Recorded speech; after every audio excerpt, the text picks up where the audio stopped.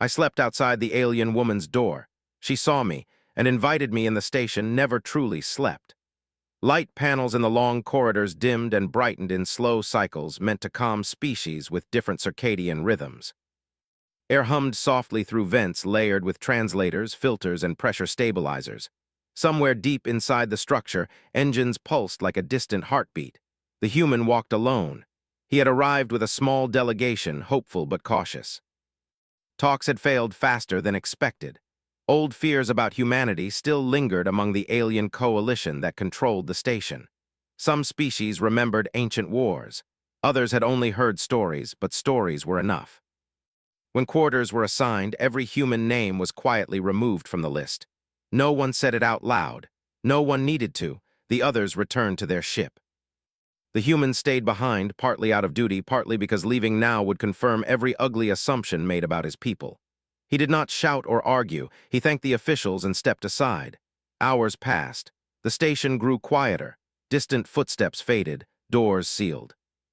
Private lights dimmed behind thick alloy walls. The human reached the end of the residential corridor, where access levels shifted from common diplomats to high-ranking figures. He stopped in front of a door taller than any human-built frame, its surface etched with symbols that glowed faintly when he approached. He knew who lived there. She was one of the station's authorities, feared and respected. Her species was known for strict customs and little patience for weakness. The human had spoken only once during the council session, but he had felt her attention linger on him longer than on anyone else. He looked at the door, then at the empty corridor behind him. There was nowhere else to go, so he sat down. The floor was cold, designed to regulate heat for beings far larger and denser than him. He leaned his back against the wall beside the door, pulled his jacket tighter, and rested his head against the metal. He did not knock. He did not ask, he simply stayed. Time moved strangely on the station. Minutes felt long, but hours slipped away unnoticed. The human closed his eyes, not to sleep deeply, but to rest. His breathing slowed. His posture relaxed, though every muscle remained ready, trained by years of uncertainty. Behind the door, unseen sensors activated. The alien woman noticed the anomaly almost immediately. Her systems were designed to alert her to threats, intrusions, or disturbances. A human sitting quietly outside her door was none of those things, yet also all of them. She studied the display in silence. Humans were unpredictable. That much was agreed upon across the coalition. They were smaller than many species, physically fragile by galactic standards, yet they endured environments others avoided. They lacked natural armor, claws, or enhanced senses, but they compensated in ways that unsettled more evolved civilizations. Still, this was unusual. No human had ever chosen to sit outside her door. She expected him to leave, or to attempt conversation, or to show frustration. He did none of it. Minutes passed, then an hour. The human shifted only once, adjusting his position to relieve pressure on his legs. He did not complain. He did not pace. He did not even look at the door again. To her people, public rest was shameful. To sleep unguarded was either a sign of complete surrender or extreme confidence. There was no middle ground. She expanded the sensor feed, examining subtle details. His breathing was steady but shallow, trained. His heart rate slowed without dropping into vulnerability. His hands rested open, not clenched. He was not performing. He was waiting. The alien woman leaned back slightly, her crest lowering in a gesture of thought. She accessed the council logs, replaying the earlier meeting. The human's words had been brief, careful, and precise. He had not argued when dismissed. He had accepted the decision with a nod and a quiet expression she had not been able to identify at the time. Now she recognized it. Endurance. Another hour passed. Station security flagged the corridor activity but did not intervene. The location was sensitive. No one wanted to be responsible for acting without authorization. Whispers began traveling through private channels. Why was the human still there? What did it mean? The alien woman considered the possibilities. If she ignored him, he might remain until physically removed, creating a situation no one wanted.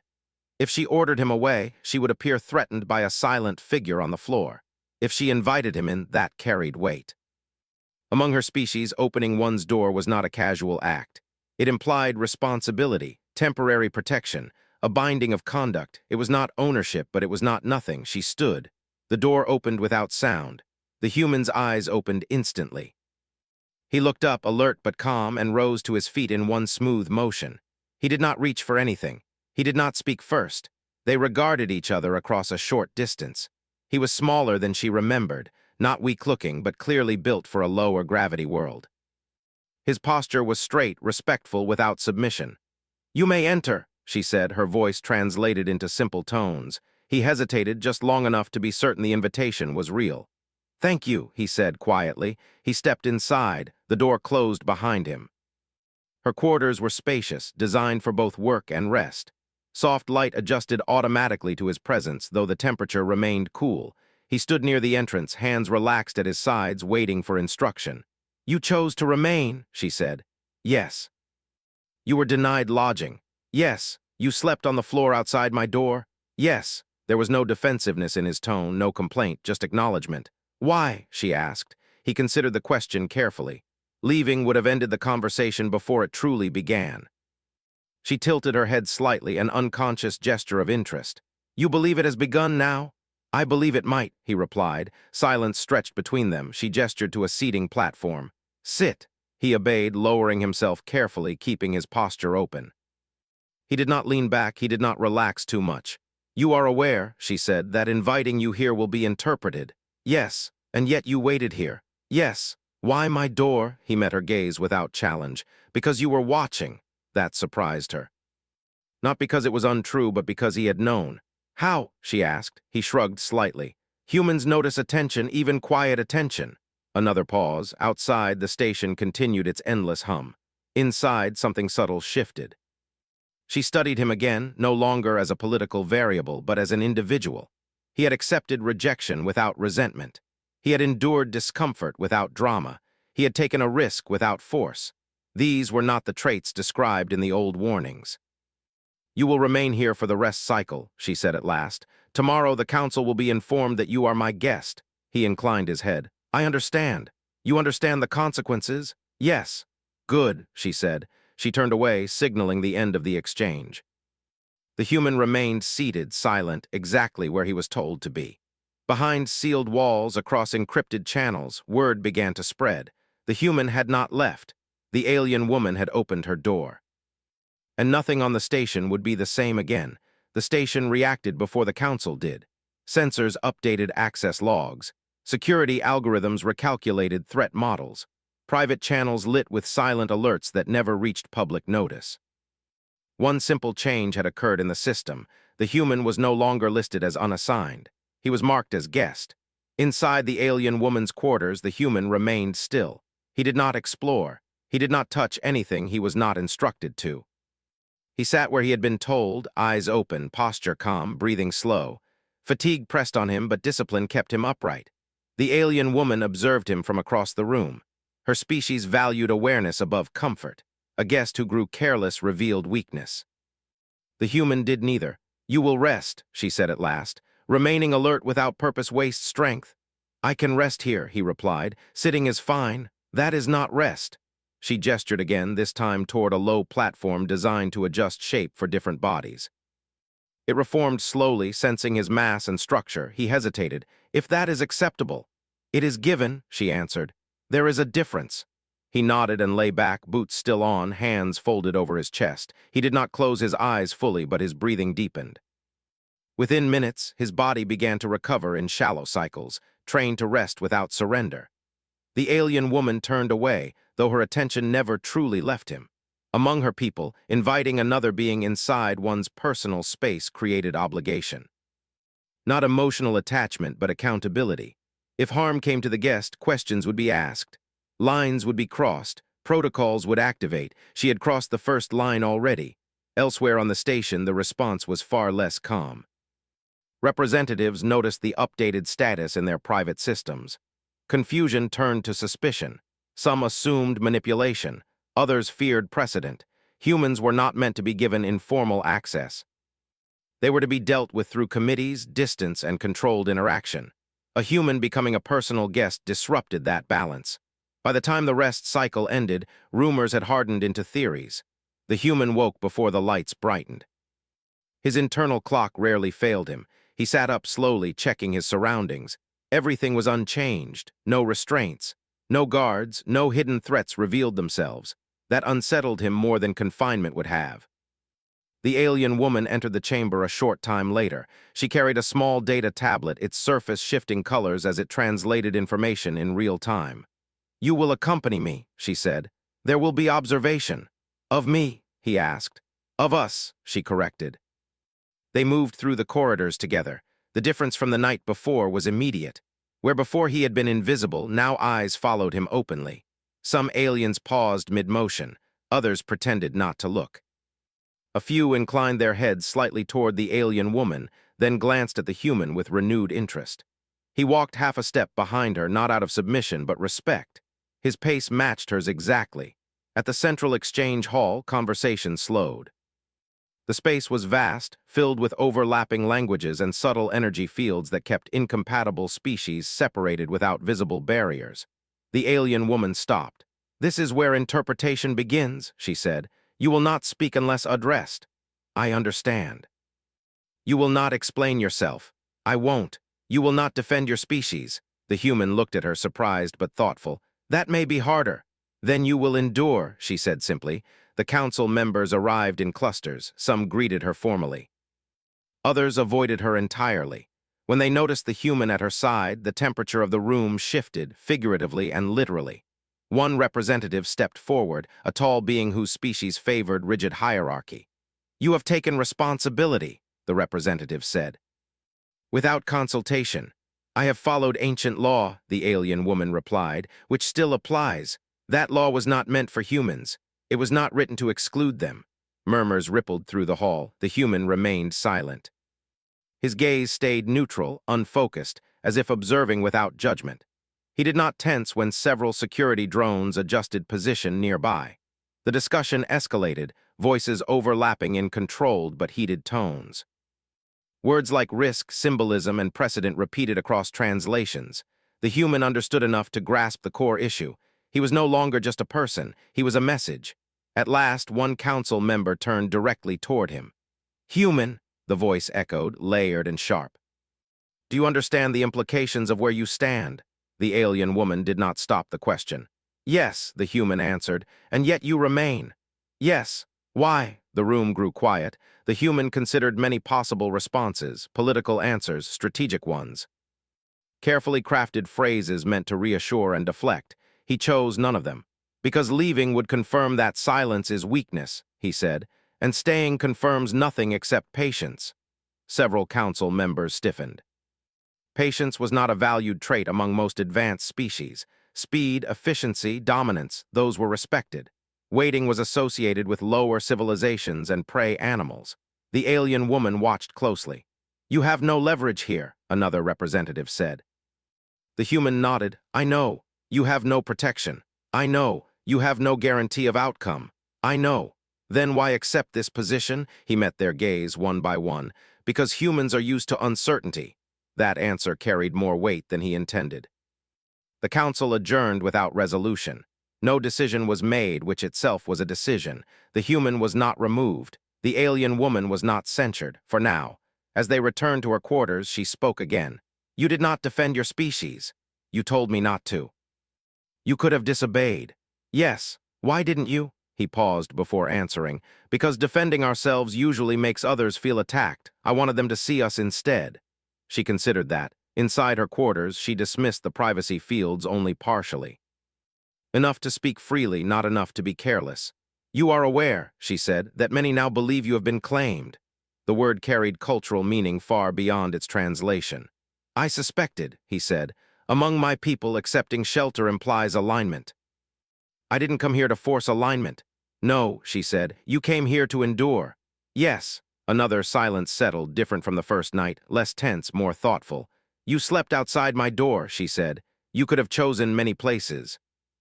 "I chose the one where my presence would mean something, even if it meant danger. Especially then." She studied him for a long moment. "Humans are difficult," she said finally. He allowed a small smile. "We've been told." The station lights dimmed again, signaling the next rest cycle. Outside, discussions continued, plans forming, reactions spreading.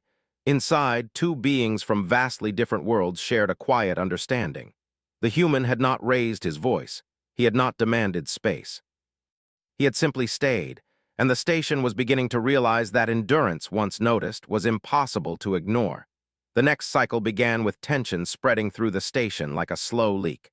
Official notices were issued in neutral language. Observations were scheduled. Reviews were announced. None of the words sounded dangerous, but everyone understood what they meant. The council was watching closely now, and when councils watched, outcomes were rarely gentle. The human noticed the change immediately. Corridors felt narrower, not in size but in attention. Security drones adjusted their distance to him with careful precision. No one blocked his path, yet every movement was measured. He remained where he was meant to be, spoke when spoken to, and kept his presence small without making himself invisible. Inside the alien woman's quarters, the atmosphere shifted as well, not toward hostility, but toward seriousness. "You will be questioned again," she said, reviewing a data stream projected into the air. "Individually this time." "I expected that," the human replied. "They will want answers you cannot give." "I can give honest ones." She looked at him. "Honesty is rarely the problem." Before he could respond, a signal chimed softly.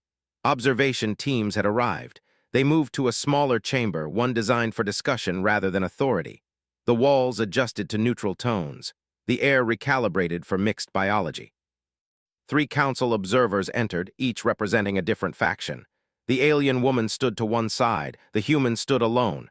"Human," one observer began, "you have demonstrated persistence. Explain it." The question was not as simple as it sounded. The human thought for a moment. "Persistence is not something we demonstrate on purpose," he said. "It's something we learn early." "Learn from where?" "From environments that don't care if we survive," he replied. "From systems that fail. From history that repeats itself when ignored." Another observer leaned forward slightly. "Your species chooses hardship." "No," the human said. "We adapt to it. There's a difference." They pressed him with questions, each more precise than the last.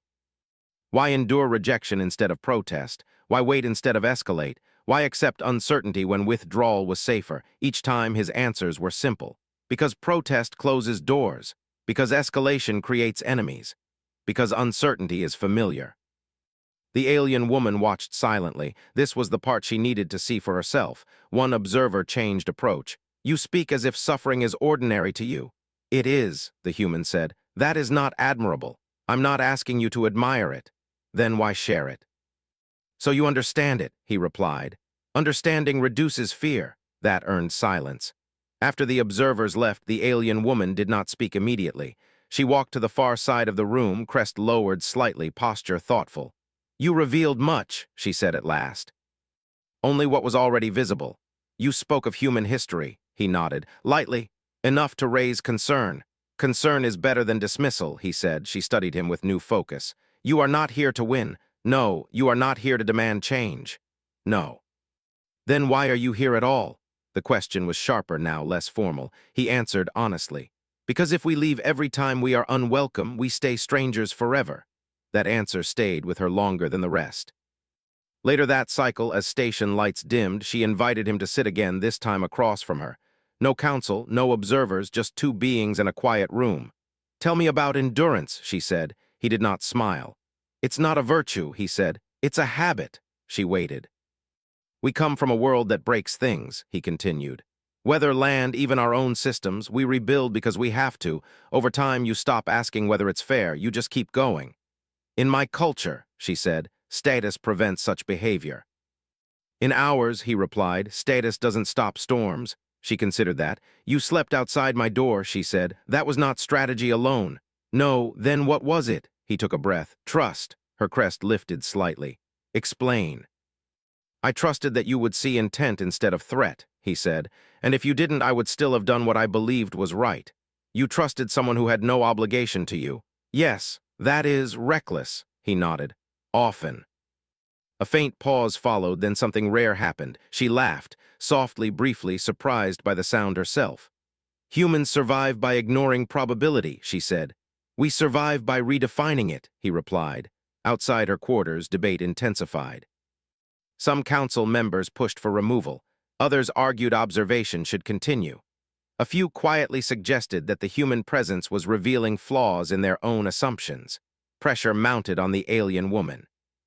She was summoned privately by senior authority, questioned about her judgment, reminded of tradition.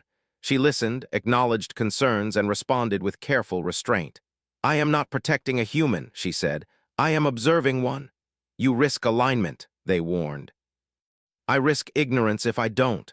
When she returned, she found the human exactly where she had left him, reading a static display meant for passing time. He looked up when she entered. "You were questioned," he said. "Yes. Will there be consequences?" "There already are." He nodded, accepting that without guilt. "You may be removed soon," she added. "I understand. You do not seem troubled." "I am," he said, "but being troubled doesn't change outcomes." She watched him closely. "If you are removed, what then?" "We leave," he said. "We remember. We adjust. You would not retaliate?" He looked at her steadily. "Not for this." That answer mattered more than he knew. As the cycle ended, a final notice arrived. The council would make a public declaration soon. Tension reached a point where even neutral species paused to listen. The alien woman stood beside the viewport, watching distant stars slide past. "You have altered the station," she said quietly. "I didn't mean to." "That is often how the most lasting changes occur," she replied. He remained silent. "For my people," she continued, "endurance without demand is unsettling. For mine," he said, "it's survival." She turned toward him. "Then perhaps we have misunderstood each other for a very long time." Outside, the station prepared for judgment. Inside, a simple truth had already taken root. The human had not tried to dominate. He had not tried to persuade. He had simply shown what it meant to stay standing when nothing encouraged you to do so. The announcement came without ceremony. A station-wide signal pulsed through every corridor, every chamber, every private space. It carried no emotion, only information. The council would convene in public session. Attendance was mandatory for all representatives currently aboard. Observation rights were extended to neutral parties, and the human was required to appear. The alien woman read the notice once, then closed the display. She did not look at the human right away. "This is the moment they decide what you represent," she said. He nodded. "I assumed that day would come.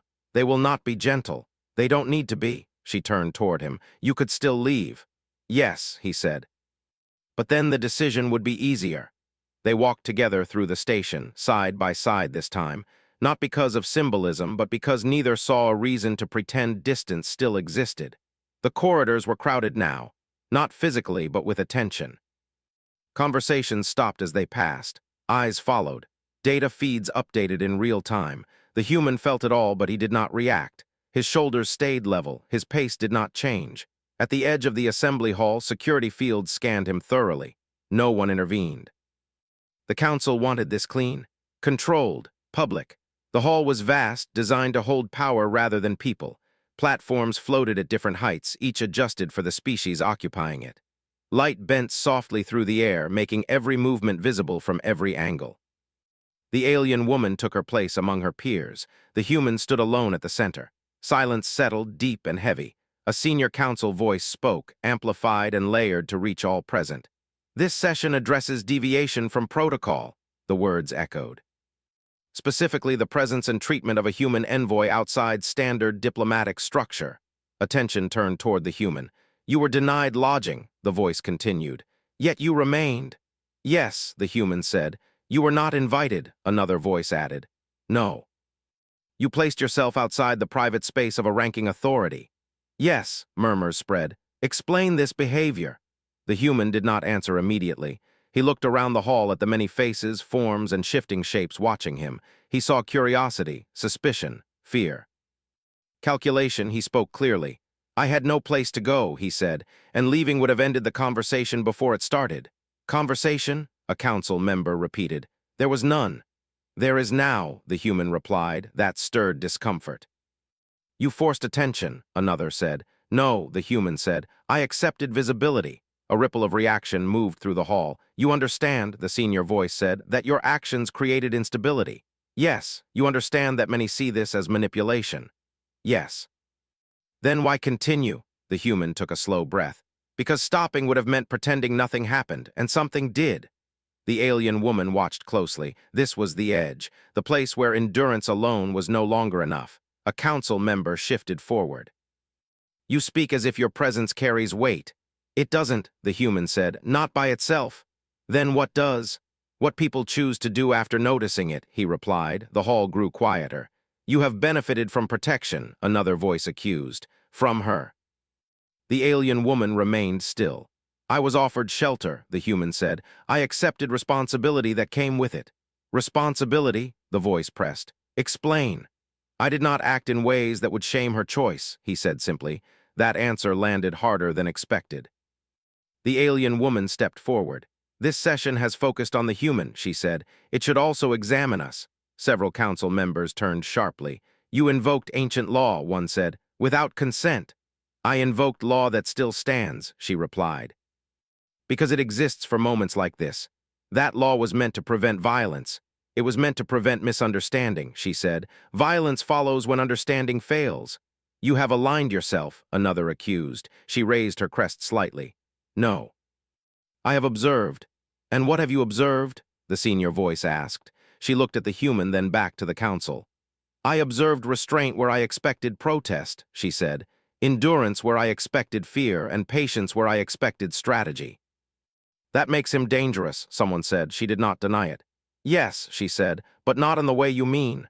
The human remained silent. You fear humans because they escalate, she continued. Because they persist, because they adapt. But what you are seeing now is the opposite of aggression. Explain. They do not need to dominate to influence, she said. They remain, they wait, and systems adjust around them. A pause followed. That is not power, a voice said. It is, she replied. It is just unfamiliar. The senior voice spoke again. Human, if you are ordered to leave this station, will you comply? Yes, the human said without hesitation. And if barred from future contact? Yes. And if your people see this as rejection? They will, he said. What then? He looked up, meeting the unseen speaker. Then they will decide how to respond, not today, not loudly, but eventually. That unsettled the room more than a threat would have. The council withdrew briefly to deliberate. The hall filled with low sound, private conversations overlapping in dozens of languages. The human stood alone, unmoving. The alien woman watched him, understanding something new. Humans did not rush toward victory. They allowed others to reach conclusions on their own. When the council returned, the atmosphere had changed. There will be no removal, the senior voice announced. At this time, relief and frustration mixed across the hall. The human will remain under observation. The human nodded. And the voice continued, the ancient law invoked will be reviewed. The alien woman inclined her head. As it should be.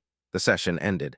As the hall emptied, representatives spoke in hushed tones. Some avoided the human entirely. Others studied him openly, reassessing old assumptions. In the corridor outside, the alien woman paused. You were prepared to be sent away, she said. Yes, and yet you stayed calm. Calm doesn't mean hopeful, he replied. She considered him. You did not defend yourself. I didn't need to. Why? Because today wasn't about me, he said. It was about what happens when someone refuses to disappear quietly. She looked at him for a long moment. You have shifted balance without force, she said. He shrugged slightly. We've had practice. They walked on. Across the station, systems adjusted. Protocols were flagged for review. Old warnings were reread with new eyes. A single human had not changed policy yet, but something deeper had begun to move. The idea that endurance could be a form of strength. The idea that waiting could be an act of courage. And the realization that once noticed, a human presence was not easy to dismiss. Nothing visible had changed. Corridors still curved the same way. Lights still followed their calm cycles. Security drones still floated in their assigned paths. Yet the atmosphere had shifted, like pressure before a storm that never quite arrived. People noticed the human now, not as a problem to be solved, but as a presence that required thought. He continued his routine without adjustment. He woke early. He remained where he was allowed to remain. He spoke when addressed and listened far more than he spoke. He did not seek allies. He did not avoid attention. He simply existed in the space that had been reluctantly granted to him. That, more than anything, unsettled the station. The alien woman observed the ripple effects quietly. Reports crossed her private channels. Diplomatic protocols were being reviewed. Old threat models were marked as incomplete. Discussions that once dismissed humans as unstable now used different language. Persistent, adaptive, unpredictable. She invited the human to walk with her one final time. They moved toward the outer ring where observation windows opened onto open space. Stars drifted slowly past, distant and indifferent. The station's reflection stretched across the transparent barrier, a reminder of scale and isolation. "You will be leaving soon," she said. "Yes," he replied. "The council has agreed to permit departure without escort. That is generous." "It is cautious," she corrected. "They want to see what you do next." He nodded. "So do we." She studied him as they walked. "You could have stayed longer, pushed further." "Yes." "Why didn't you?" "Because pressure creates resistance," he said, "and I didn't come here to force anything." She stopped walking. "For my people," she said slowly, "strength is proven by control." "For mine," he replied, "it's proven by restraint." She looked back toward the stars. "You showed us something difficult." "I didn't mean to teach," he said, "only to be honest." "That may be worse," she said quietly. They stood in silence for a long moment. "You slept outside my door," she said. "You waited without demand. You accepted rejection without anger. You stood before the council without defense. Tell me something." "Yes." "Is this how humans always approach the unknown?" He thought carefully before answering. "No, sometimes we're loud, sometimes we're reckless. Sometimes we make things worse." "Then why this time?" "Because we've learned that first impressions echo," he said, "and I wanted ours to sound different." She turned toward him fully now. "You understand that some will see this as weakness?" "Yes." "And others will see it as threat?" "Yes." "And some will see it as invitation." He smiled faintly. "That's the hope." Later that cycle, departure preparations began. No announcement was made, no ceremony arranged. The human packed what little he had brought. His presence had never been about possessions. Word spread anyway. Neutral representatives watched from afar. A few sent private messages, carefully worded, requesting future contact. Others remained silent, recalculating. The alien woman accompanied him to the docking corridor. This time, no one blocked the path. Security systems acknowledged her authority and his status without hesitation. The doors opened smoothly, as if the station itself had learned something. At the threshold of the human ship, she stopped. "This is where our roles end," she said. "For now," he replied. She extended one of her limbs, not in her species' formal gesture, but in a simplified motion she had observed humans use. He understood immediately and responded in kind, careful, and respectful. "There will be consequences," she said. "Not all of them favorable." "There always are," he said, "but not all of them immediate." She inclined her head. "You have altered how we see waiting." "And you altered how we see being seen," he replied. He stepped inside the ship. The hatch closed. From the observation deck, she watched as the human vessel disengaged and moved away from the station, small against the vastness beyond. It did not rush. It did not linger. It simply departed.